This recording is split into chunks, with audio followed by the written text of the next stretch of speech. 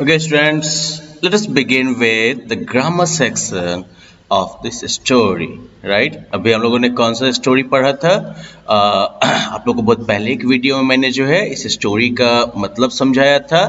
The story title skipping shoes. फिर उसके बाद पिछली क्लास में हम लोगों ने इसका क्वेश्चन आंसर भी किया था ना, right? We looked at the different questions and how to answer them. आज के सेशन में हम इस पे बेस्ड ग्रामर की एक्टिविटीज करने वाले हैं. और देखो, ग्रामर जब हम पढ़ते हैं तो ग्रामर हमें क्या अलाउ करता है? ग्रामर हमें जो है किसी भी लैंग्वेज को सही तरीके से यूज करना बताता है. तो आज के ग्रामर सेशन में सबसे पहले हम देखेंगे सेंटेंस क्या होते हैं, क्योंकि जब भी हम बोलते हैं तो कभी भी इंफॉर्मेशन कोई पास करने के लिए हमें सेंटेंसेस का यूज करना होता है.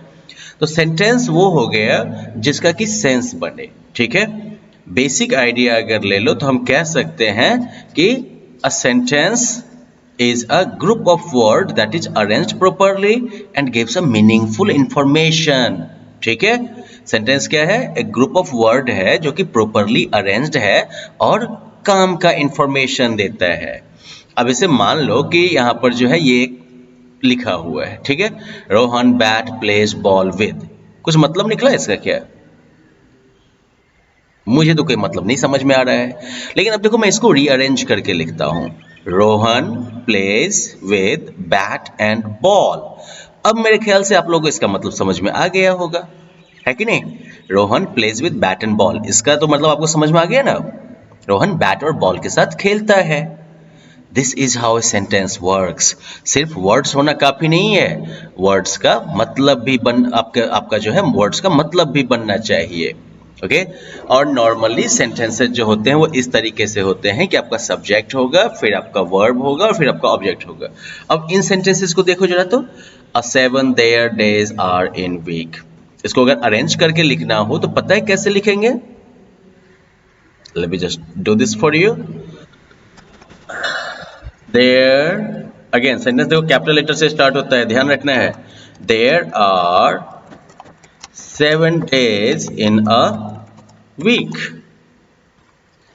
अगर मान लो कि अगले वाले का करना है, boys playing the are in garden. Okay, the again capital, the boys are playing in the, okay spelling playing in the garden. Okay, shining are the stars sky in the, okay, इसका होगा the stars are shining in the sky. या फिर Rudra Shreyas praising is, okay, कोई भी पहले आ सकता है इसमें. Rudra is praising Shreyas. अब यहाँ पर मैंने श्रेयस के पहले भी फिर से कैपिटल लेटर यूज किया है. ठीक है, रुद्रा तो मान लो सेंटेंस के बिगनिंग में ही था तो उसमें तो कैपिटल आ रहा है, लेकिन यहाँ पर मैंने श्रेयस के पहले क्यों कैपिटल लेटर यूज किया? रीजन ये है कि प्रॉपर नाउन जहां कहीं भी आएगा, मतलब नाम किसी का कहीं पर अगर आएगा तो वो हमेशा कैपिटल लेटर में होगा. ठीक है, ये पंक्चुएशन के फ्रंट में ये याद रख लीजिएगा.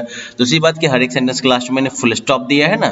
सेंटेंस जब भी आपका खत्म होता है तो इसका एंड पंक्चुएशन जो है, अंत वाला पंक्चुएशन, वो आना ही चाहिए. इसका ध्यान रखिएगा आप लोग. Good. So that is one lesson we get for today. अब अगला ये है, इन ग्रुप ऑफ वर्ड्स का यूज करके सेंटेंसेस बनाना है. Okay, so if I have to make sentences for using these like groups of words, okay, what will I write? Like love books. Simple, I love books, right. दूसरा जो है, eat fruits. Yeah, I eat, okay, capital letter, I eat fruits. या फिर grandpa walks, my grandpa walks in the park. For my school is nice. और सबसे बेहतर आई like, okay सबसे पहले capital letter I like, okay अगर आपके monkey होता तो वो तो सीधा बोलता I like banana, okay well that is easy था ना सेंटेंस बनाना, आप लोग भी ट्राई कर सकते हैं, okay now let us look at this. यहाँ पर आपको पिक्चर देखना है और सेंटेंस कंप्लीट करना है। तो what is Rita doing, can you quickly tell me? Rita is swimming, the man is sleeping, sleeping की जगह पर आप रेस्टिंग भी डाल सकते हैं।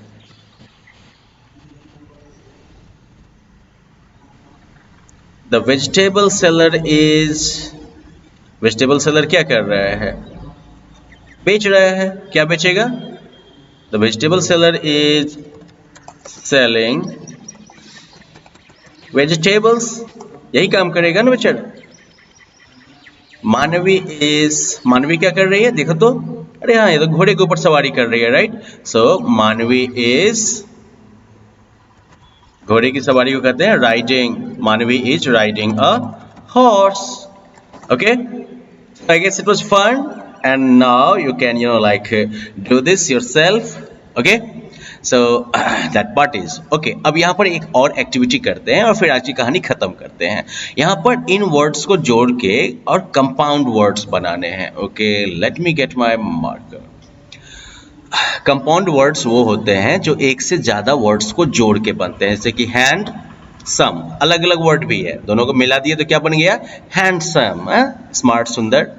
उसी तरीके से देखो फायर मैन, फायर आग, आदमी, लेकिन दोनों को मिला दो तो बेसिकली फायरमैन हो गया, जो कि आग लगने पर बुझाने के लिए जाता है।